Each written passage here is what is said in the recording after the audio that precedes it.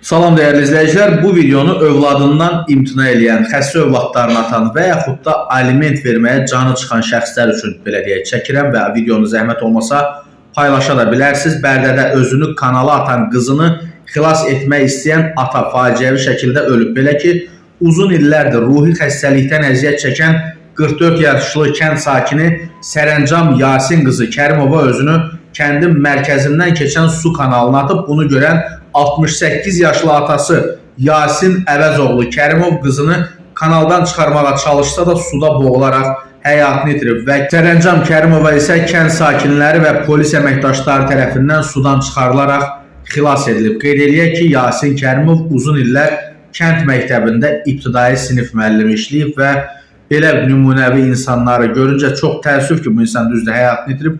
Allah qəni-qəni rəhmət eləsin, ancaq belə insanlar hətta həyatını itirəndən sonra belə cəmiyyət üçün nümunədirlər. Allah rəhmət eləsin.